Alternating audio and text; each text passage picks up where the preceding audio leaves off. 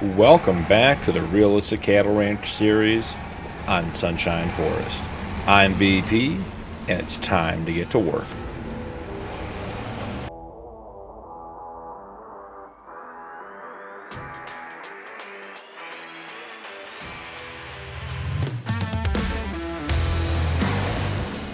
Well, guys, a nice, sunny, almost warm March morning here on the cattle ranch.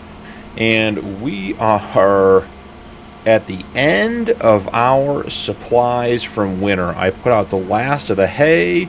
This is going to be the last of the straw. We are definitely running out of supplies. The good news is our two grass fields are in stage 3 of 4, so we'll get hay tomorrow, next month in April off of those. We're still a bit away from getting more straw, though, so the hay will get figured out. The straw, we may have to buy some. I'm going to have to watch and see how that goes. We know we've had a straw challenge on this farm from the very beginning. It is just, we've never had enough. All right, let's see. Lights off. That's a little bit better. I think we're going to try to take this last bale and put it in the bullpen to keep their manure production up. Manure itself is not very valuable, but as a product for us, it definitely helps. So we got to keep all the manure heaps going. Oh, that's all we had left was a tiny little bit. So let's loop back around and get situated for the day. It is time officially to head out to the woods in that clearing we've made and make that a grass field. Today is the first day we are eligible to plant grass, and I think we want to get ahead of the curve. As we just discussed, running out of hay has happened here on the ranch. So I did get the shift done this morning. I did get the animals fed and watered. Update on that: this episode is being recorded right after the recent Giants patch, which has sort of wreaked havoc with a lot of players, and I've had some problems with my game saves too, but lost my water supplies on the ranch inexplicably. The mods just did not load in, so we've upgraded to a water distribution system. Feels like with $1.8 million we could afford to have that plumbed in. So we have this distribution system here. It is up and running, and it will basically distribute water to the greenhouses and to the animals, which will take that off of my plate in our morning routine and give us more time to focus on other activities. So heading on out, I want to see, we pulled a couple of trees down last episode. Want to check and see if we are ready to just sort of put the grass field in. Do we want to pull any more down? I mean, obviously more is always better, but we could spend, you know, hours and hours cutting down trees. So I sort of like the fact that this grass field is secluded back here in the trees. I don't want to clear cut it by any means. I am thinking maybe we'll take some out along the back edge, particularly over here. So let's sort of make a plan for what that's going to look like. I think this tree, this one's got to go. It's already in the dirt. So we know that's going to be in the way. And then I'm thinking that corner over there opposite us, I'm thinking this area right here, like maybe we want to pull this out further. So we can do this. I think we want to sort of straighten this edge. So maybe the better plan is to come in here and get the construction menu, and let's find, is it dirt that we're spreading? Yeah, it is. It's dirt. So let's zoom out. Yeah, see how this is sort of pinched here? I'm thinking like maybe bring this up and out and then bring it over. We're not worried about being square or anything, but just want to have a better, wider field and maximize our return. So maybe just come out just a little bit further here and go from there. So I think if we get everything that is in the dirt now, I think that's going to be adequate for what we're planning on doing with the grass. So I will throw the rest of this forestry work on a time lapse and get everything loaded up, and then we'll come back. We'll get the sawmill emptied. We'll move the sawmill, get the plow out, get the plow into the ground. Then we got to worry about stone picking, and then we can finally get to some planting. So I will see you guys in a minute when this is all done.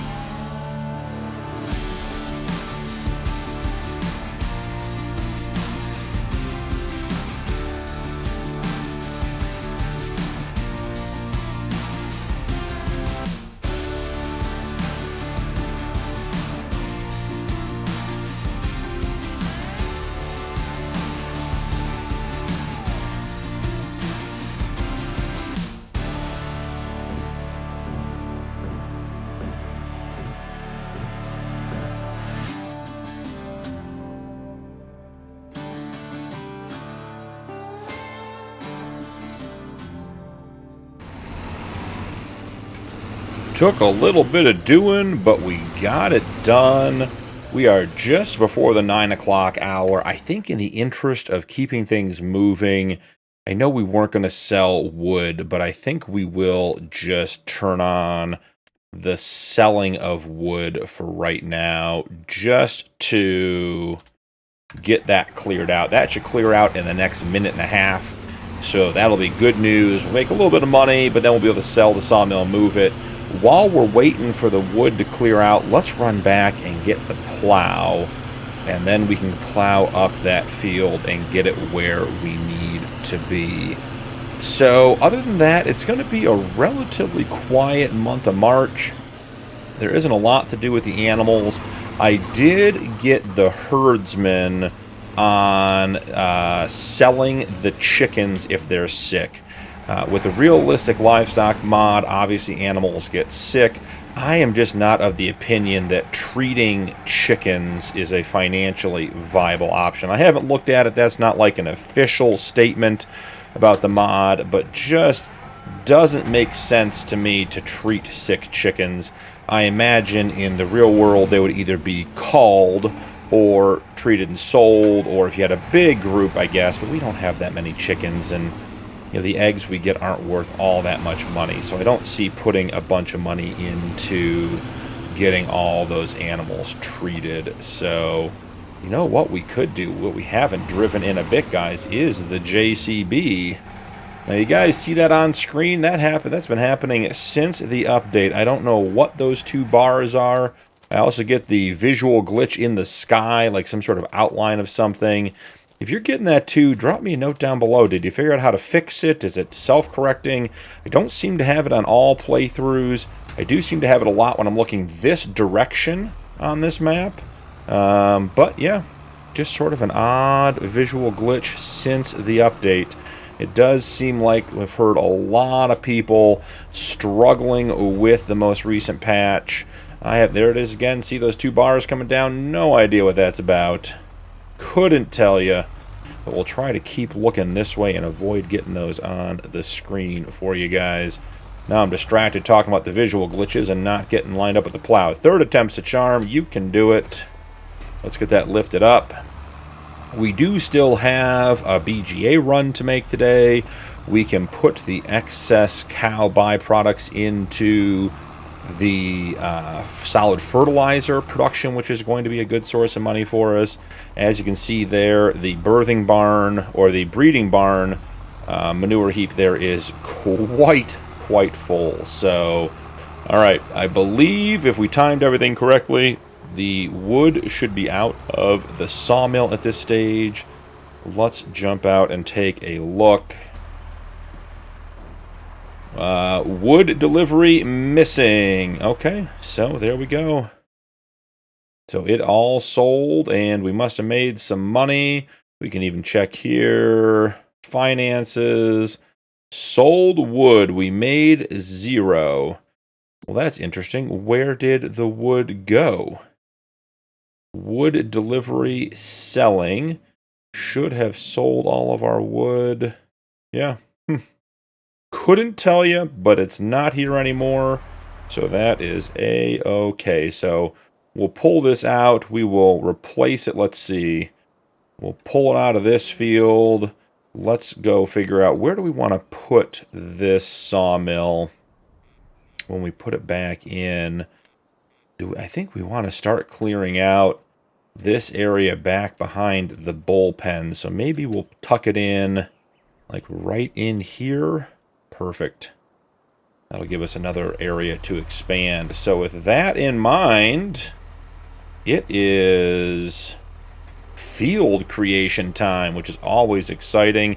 I do recommend, I'll do it here for you guys, if you're going to be creating fields or placing a bunch of objects, always start with a game save. Never a bad plan.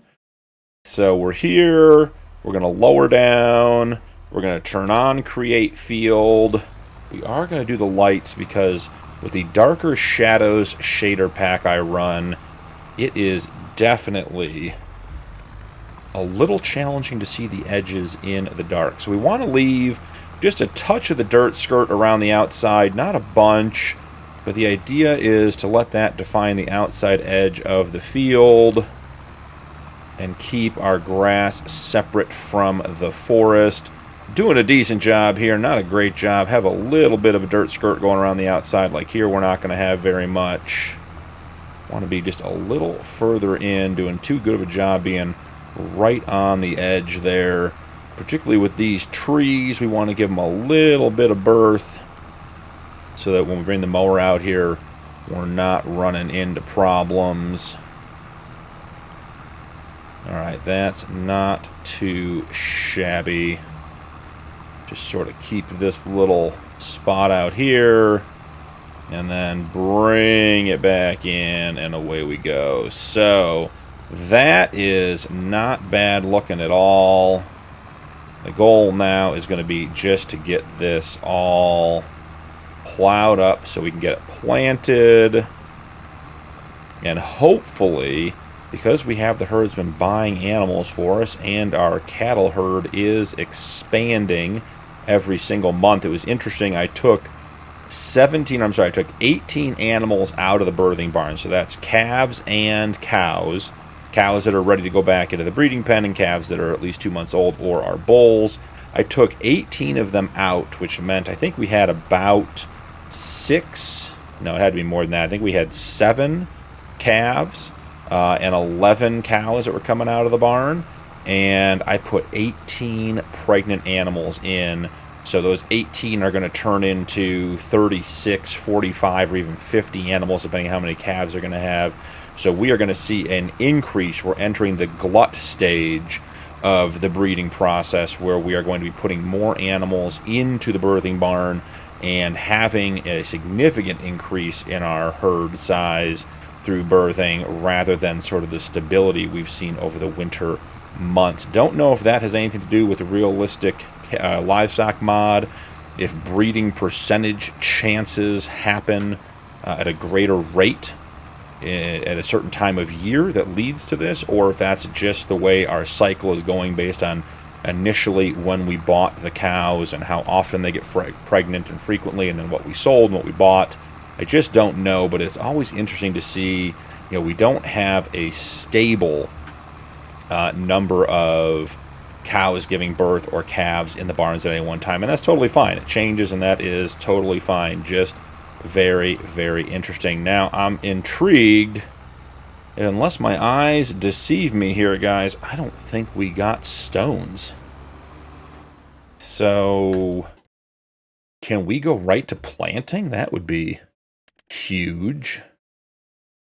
Okay, I mean, we got 3 down here and 2 up top. So, I mean, we'll pick them because we can, but that's great that we didn't get stones. That's great news all around. Yeah, see how nice and wide the dirt skirt is on this field? We probably need to widen it a little bit. I may end up pulling a few additional trees. The beauty of it being a grass field is that we can certainly pull more trees out because we can just drag them straight across. We don't have any crop destruction with grass, which is always good news. JCB, we don't put a lot of hours on it. Only 52 miles and 26 hours. I think we bought it used with some hours on it too, didn't we? So, you know, not putting a lot on there. But when we need a bigger tractor than the Fiat, you guys saw the little Fiat, which has been such a great workhorse on the farm. When it's pulling 2 big trees, it was definitely... It wasn't thrilled. It got the job done. It didn't really complain, but it thought maybe we needed a bigger tractor out there pulling the trees, but it got it done. So we have our giant Elo Scorpion extended reach stone picker to go pick up the 5 stones that are on the field over there. So this will make very, very short work of this stone work on that field, but a necessary step regardless. Like to have our grass fields maximized as best possible because we are going to, you don't replant grass, so always a good idea. Oh, that's going to hit. Oh, we got lucky. It did not. Okay, I think we probably got the 3 at this end. And then the other 2 were up here at the other corner. Making good progress. Yeah, there's 1. Just check the map real quick and make sure we got everything. Alright, so we missed 1 at the midpoint over here. I don't know how you make stones more visible. It just seems like you're always having to check the map to make sure you got them. And you probably shouldn't be able to see stones in the field from, 100 yards away, but they can be a bit tricky. So there we go. Double check our work. Yep. All the stones are off, guys. That was a crazy amount of stone picking. Sorry, we spent most of the episode doing that. Try to be more efficient next time. Now, I'm thinking we probably should go with a lime spread next, followed by seeding and then rolling. So let's get the stone picker put away from its hard day of work. Also need to get some silage bales going here as well. The stone picker lives outside the shed because the arms have extensions on them, or have collisions on them, I'm sorry, and they don't fit under this shed, which is too bad. And that, makes sense. They're taller than the shed. They shouldn't fit underneath. I was just sort of hopeful that maybe there wasn't a collision on the top. A lot of the extended reach stuff, they remove the collision. So 4,900 liters of lime. I'm hoping that is going to be enough. This is one of the silliest little lime spreaders, but we don't have a lot of liming needs, so we'll just head up there and get it done real quick. Oh, we still have wood products on our flat deck. I gotta remember that. So we should lime. Then we will fertilize when we plant and then roll, and we should have the maximum yield possible. There was no mulching available prior to plowing, so that's not a big deal. Do we need to unfold?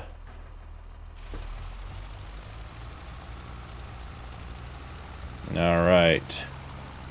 Let's see how quickly we can keep moving here. I always feel like when you're distributing lime, you got to drive fast because you go through it so quickly, even though I know it's based on how much ground you're covering regardless, right? It has nothing to do with you can drive fast, it just puts more down, but it always feels like you're racing when you're putting down lime, trying to be as fast as possible. Don't want to go back and fill up, and I don't think it makes the least bit of difference, but It is always funny to feel that way. Alright, another loop around. Liming on the grass field, I'm not worried about being perfect. We will likely, we're going to have to lime every 2 or 3 cuts regardless. Just knowing that this initial application is going to make a notable difference because the ground has no initial lime state on it. So it will help quite a bit with our yield on our first cut. Getting it done, we are just about halfway. Actually, we're under halfway. Oh no, we're at 50% capacity, so we're in decent shape. Still racing. Still trying to get everything done here, but before we run out, a couple of passes this way. I'll do some ups and downs. Try to catch these corners and square them up a little bit. That's going to be a tree. That's not the Fiat. The Fiat could have made that corner. The JCB, a little bigger wheelbase, a little bit bigger tires. It was not up for making that corner for sure. Alright, here we go. I think we got this, guys. I'm calling it right now. We're going to get this done without having to refill, which is going to make me happy. We're at 30%. Woo, snuck by that tree. Gotta hit it with speed on the field entry, right? Like we keep saying, I know it doesn't make any difference how fast you go, but I always just feel like you want to go it fast. Okay, down to 22%. I don't think this is one pass. I think the middle is going to be too wide. The trick is not to leave a strip of shame on both sides. That will waste a bunch of lime. 17% heading back around. We'll go around to the outside and just do some quick hits on the areas we might not have been wide enough on the outside. So let's see, there's a little strip here. That's done. This whole section looks pretty good. See those shadows? I love how dark the shadows are, but it is tough to see in those shadows. Get that little section, get this little section, and this little bit over here. Okay. Done and done. The liming is complete. Our new grass field is taking shape. We're making good progress. I wonder if we have more lime in the shed to see. What we're going to have to do, we're going to have to buy soil data for that field. And I just limed it. I wasn't thinking. I was just thinking we didn't need it, but I think we might. Are those bags of lime in the back? It sure looks like it. Solid fertilizer, lime. Let's put 2 of those out. We won't use both, but we'll be full because this thing holds 40. Actually, we might use both. I bet we will, actually. Let's see if there's another bag in here. Is there a partial bag of lime, maybe? No? Doesn't look like it. Lots of individual or small pallets of seeds, but nothing. There we go. Alright, excellent. Just give that a nudge back in. Let's go get the lime spreader put away. These paths were so clearly cut when we had the Fiat. Nice and narrow, winding. The JCB is just a touch too big to make those easy. And I think even though that's a decent-sized field we cut in for the grass, I still think we're going to do it with just one planter, one seeder. Pulling both of them rarely makes it easier. I mean, the JCB can certainly do it. Should we give it a try? Should we try to do both? I feel like it's just faster to do it with one. Alright, let's see. We're good on solid fertilizer. We're good to plant grass. Now, before we go any further, we need to buy soil data. Let's get precision farming. There we go. And purchase soil information, $1,300. Yes, okay, so that is great. $1,300 is like nothing. Ooh, that's going to be tight coming through here. I bet it's going to be tight over here on the other field as well. Ooh, getting the planter down here could be an adventure. That tree. Ooh. Oh, yeah, we're killing a little bit to get through. Ooh, that is not good, guys. Well, I can tell you, I think this cedar is going to live out here until we're done. We're not going to risk losing more crop, and we're not going to use it till that crop's up, so may as well leave it out here. So now precision farming is getting the job done. Let's pull up the little map. Yeah, you can see grass does not require a lot of nitrogen. So it is just touching it up to get where we need to be. Always try to get the outside edge. I feel like we left a decent margin for the trees. It's not perfect, but it is decent. We can get the cedar in here, and that's usually a good indicator that we're not too tight. Not that it's a huge cedar by any stretch of the imagination. We're going to just grab this little corner that I missed earlier. There we go. Beauty of the JCB. You can just sort of bully the cedar wherever you want it. And that's the type of thing you have a hard time doing any backing up when you got both cedars attached. That's why I like to do just one. We bought two thinking it was going to really increase our seeding rate. And in the sense that we can run two tractors, it has absolutely helped in getting multiple projects done. But I just don't see running the two of them together. And at this stage on the cattle ranch, I mean, we need basically $1.1 million. I'm sorry, $2.1 million. And we're about done. So I don't think there's a big reason to spend a bunch more money on a big cedar. I think the value, the time saved is going to be less than the money spent that we have to recoup. So if we were really getting into arable and we were going to add, you know, a whole bunch of fields, then maybe. I still do think we'll add one more potential arable field down behind the cold storage area. And just because there's an open field there to begin with, or at least semi-open, so we wouldn't have to be doing all of the forestry work. I'm going to clean up these two corners here. Missed a couple of spots, and I just don't like when the corners are wider than the straights. So, there we are. Let that guy just sort of run out there and try to straighten this up a little bit. We are getting to the point where the corners are getting a little too narrow for the JCB. We'll do some outside in turns on the squared up ends. And I think we're over 50% of the way done. The outside's always bigger than the inside when you're doing it this way. And it always seems like you're barely making progress, but you'll be just fine. Just got to stick with it. So after this, we got to do some rolling on this field just to make sure that we get everything, you know, maximized. We don't want to be cutting more grass than we have to. And, you know, every cut takes time and fuel and energy. But we need to make sure we have enough to get us through the winter, since we have more animals than we did last winter.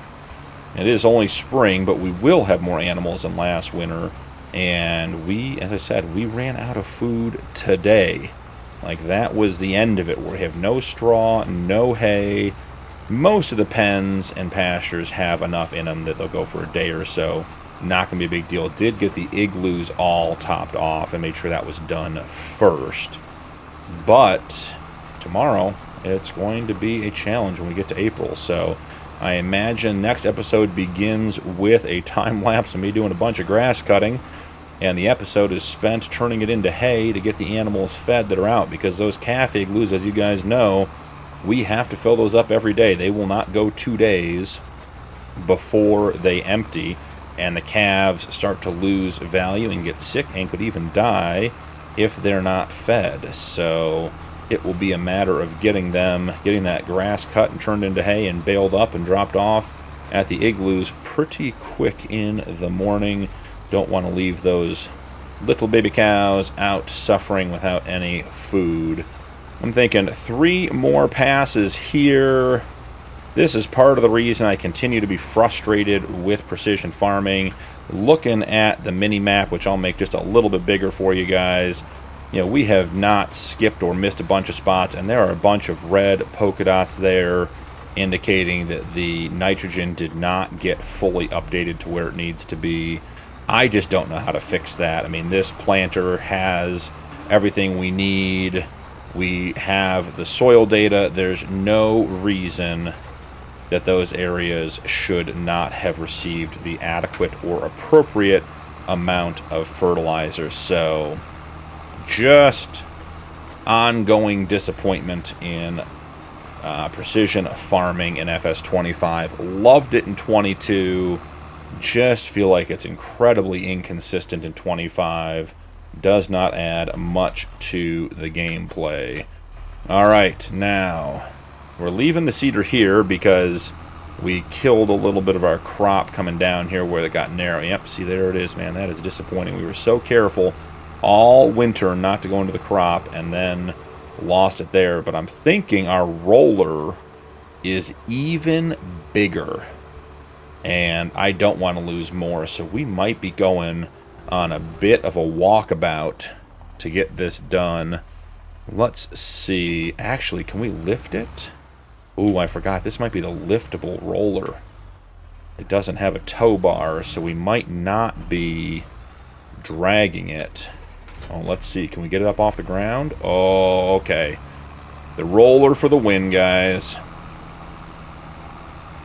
I like this roller. If you've got a small, medium-sized farm, this thing works really, really well.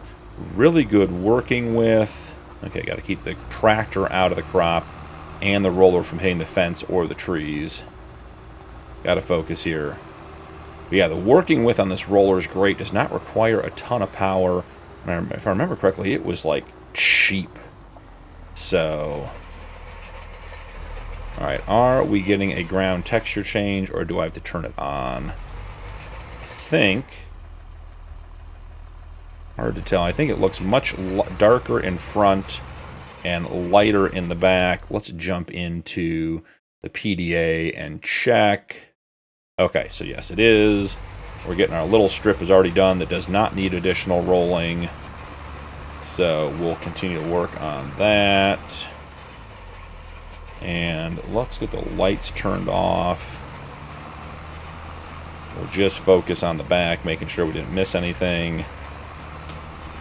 Alright, so after this, we're going to do our BGA manure slurry runs and to the fertilizer production, to the BGA, get that stuff done. I looked, there's really nothing to sell this month. There are a couple things that have a decent price, but we don't have enough quantity. We got a couple items coming out of the carpentry shop up in town that if we had even a couple of pallets might be worth selling, but at their current quantity, it's really not very valuable. Let those things just sort of build up over time. Maybe we'll have one big sell-off here at the very end. Like I said, we're 2.1 million, just a little more away from our goal. So we're making really good progress. I think the cheese sales are going to continue to fund us. The solid fertilizer, I'm hoping, is going to kick in and be a fairly significant source of income for us as well. You know, we don't put that much in because it's just residual, because we have our contract with the local BGA. We have to fill it up every month. We have a certain amount we have to deliver, so we can't just put all of it into solid fertilizer, which I think may be more valuable in the end. But for right now, we are fine with the way we are progressing. So get that stuff done. Keep the money coming in. You know, the herdsman is buying animals for us. Man, guys, that is hard to see with the darker shadows. Yeah, there we go. I think we got it. I think we're good there. The headlights make it hard to see the lighter areas. but make it possible to see the darker areas. So we may have to just, it's just a trade-off at this point. Alright, another outside intern. JCB's not making tight 90s with an implement on the back. I think we missed the tiniest bit of the corner up there. We'll have to see. Maybe we'll loop back and get it on the next pass. Should be right through here. I mean, guys, if you can see this, man, up here I can see it. In that corner, in those shadows of those trees, man, oh man, is it tough to see where we've rolled. We will be checking the map for sure when we're done. Okay, we're almost done. So basically, we did this whole field today. We did the rest of the tree trimming, or the rest of the tree clearing. We got the sawmill filled and emptied and sold. We got the plowing done, which resulted in almost no stones, which was a very pleasant surprise. Then we brought our giant stone picker over to pick the 5 stones that were here. Not really a very productive use of the stone picker, but wanted the field maximized and the wear on our machinery minimized, so that's okay. Then we got it planted, and now we're getting it rolled. Oh, and we did liming too in the middle there, so it's been fertilized, it's been limed. We bought the field data. We have really done all the things we can do to make this field everything it can be. Excited to have more grass on the farm. So let's get this wrapped up, and then I will probably just meet you guys up at the BGA with the slurry and manure. We'll see. Maybe we'll collect it. Maybe we'll collect it before we take a quick break while I drive up there. The drive up there is not very interesting, but I'm intrigued to see how much manure and slurry we have, because the cows are, we have a bunch of them, and they are producing. Okay, last little strip here that we know we need to do. Now let's check and see if the map agrees. Look at that, guys. Missed none of it. I would not have called that. There were parts of that were very, very hard to see. All right, time to put the JCB and the roller away. Try to stay out of the field and away from the trees. All right, the rest of this is pretty straightforward. Just got to be paying attention. All right. Okay, and we're home free, away from crops. Yeah, I'm thinking maybe we put a big arable field down here in this area. I have to see how far our land goes, but maybe we just plow up a huge area and put in one last really big field of wheat or barley or something of that nature, just to sort of fund the end of it and give us a little bit of extra straw. Okay. Well, let's collect the milk, and then I guess I'll do the BGA run after the episode. How about that? So, we'll grab the milk. Now, here's my thought. I want to check something. There's those 2 black bars again. Sorry, guys. Try to get those off the screen. Here is my thought. Let's take a look at the barns real quick. So, the birthing barn has 6,000 liters of milk, 550 of buffalo. The bullpen obviously is not going to have any milk. Teen Town, none. Nursing home will have none.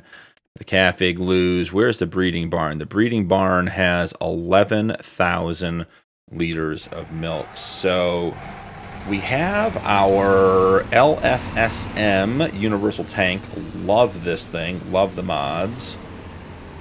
But we've had to make multiple trips because I'm trying to remember what the capacity is on it.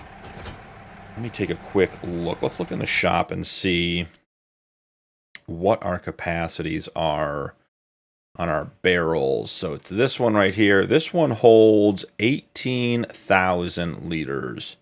Okay, well that'll work. I was thinking because we're not doing water and this one holds 24, maybe we want to sell this one and use the old water tank, because we upgraded. This was our water tank when we had the smallest LFSM tank for milk. Then we outgrew that and we got a bigger water tank, so we got a bigger milk tank. But if we're not going to fill it up, then maybe we'll keep using it. But if this one becomes small enough that we need to take multiple trips, then I'm thinking we just sell it. and use our water tank that we're not going to be using anymore now that we have water distribution turned on, and go from there. All right, 11,000 liters of milk coming in. Man, whatever that is on the screen, that is a nuisance. I almost feel like it's something like, is it in cab? Is it like reflecting something that we're supposed to be seeing from in cab? I don't know. It's bizarre. All right, let's run over here and grab the milk. And I think we're going to have, we might actually fill this thing after I said we weren't going to. We had, what, 7,000 in this barn? Is that accurate? I have to check and see. Also love that the lid opens up when you're in the trigger, so you don't have to guess. Yeah, okay, 95%. So that is just about as much as we could expect to get in here. So if we get more milk, yeah, there are those 2 bars again. Something, it's not just in cab or out of cab. There's something there. It's the way we're looking. There's something that direction on the old map. So, not a bad haul for milk. Let's get over here and avoid hitting the building. Alright, let's dump the milk out. Check on our dairy production. Small dairy. We've got a couple liters of cheese, nothing big, not enough buffalo, or I would say buffalo mozzarella, buffalo milk to be producing buffalo mozzarella. We have 11 pallets of eggs, and I do think there are a couple over here that we can bring over to put in. At least one. Oh, there are 2. Perfect. So let's get those into cold storage. Nice and easy. While the milk is emptying. Oh, didn't want to close the garage door. Easy there, guys. Okay, last pallet of eggs. Nice and easy. And while we're here, I do want to check and see. Yeah, we're still at 75,000 liters of wheat, so we still have no ability to store more wheat. So, not a bad episode. One last thing to check before we head out. I will get the BGA run done after the episode, but I am thinking I did not fill the TMR mixer this morning.